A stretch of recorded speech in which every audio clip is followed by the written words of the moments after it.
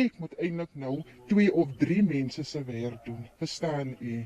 Mentally, when it comes to our mental health, a lot of us are suffering from mental illness because it is a very stressful situation to work under.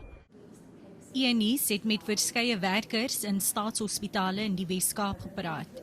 Hulle stem almal saam dat daar te min personeel is om die werklas te hanteer.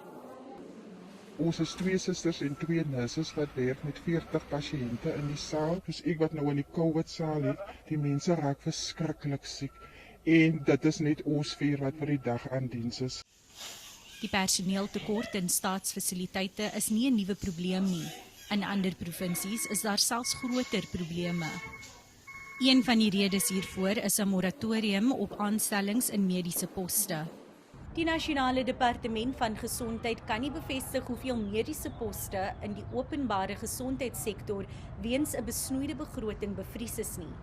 Maar dit is duidelik dat werkers op die voorste linie en hul pasiënte die prys daarvoor betaal.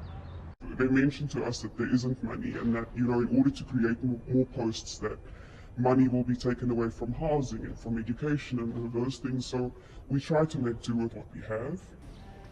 Die Rural Health Advocacy Project sê daar is nie 'n maklike oplossing vir die personeeltekort nie.